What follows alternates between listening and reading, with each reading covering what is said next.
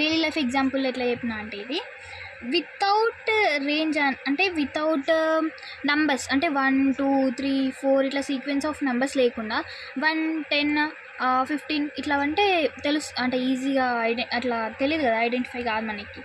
So అట్లా అనమాట, easy identification కోసం రేంజ్ అనేది యూజ్ చేస్తాం, అంటే సీక్వెన్స్గా రావడానికి.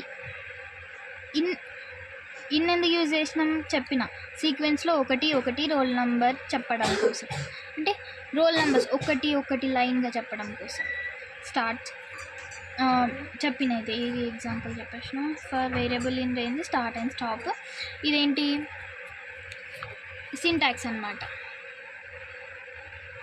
సింటాక్స్ ఫర్ వేరియబుల్ అంటే ఇక్కడ మనం ఏం రాసినాం, రోల్ అని రాసినాం. In range start stop, start ఏం రాసినాం 1 రాసినాం, స్టాప్ ఏం రాసినాం 6 రాసినాం.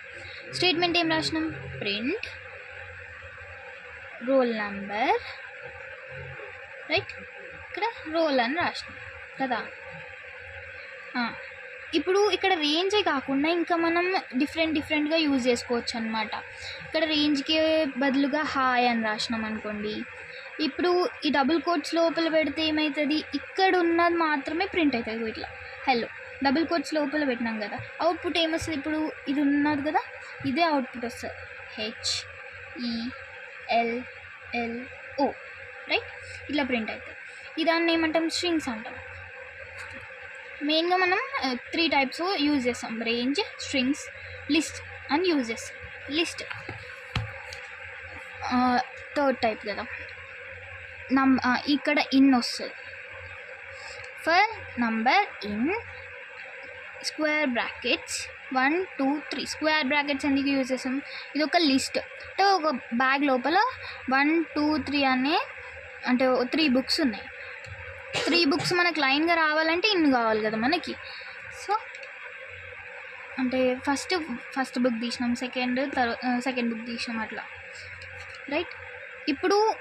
ఇప్పుడు ఇలా లిస్ట్ లోపల ఓన్లీ నంబర్స్ యూజ్ చేయొచ్చా అంటే మనం వర్డ్స్ కూడా యూజ్ చేసుకోవచ్చు. ఇప్పుడు ఫర్ ఎగ్జాంపుల్ హాయ్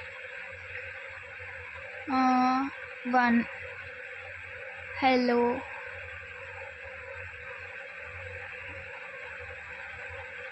ఇట్లా ఒత్తి వర్డ్స్ యూజ్ చేసుకోవచ్చు, కంబైన్గా యూజ్ చేసుకోవచ్చు, ఒత్తి నంబర్స్ యూజ్ చేసుకోవచ్చు, అట్లా అనమాట. ఇప్పుడు నేను అర్థమైందని అనుకుంటున్నా, అర్థమైతే ఓకే, అర్థం కాకపోతే డౌట్స్ అడగండి, చెప్తాను నేను. Damn sure. Okay, bye.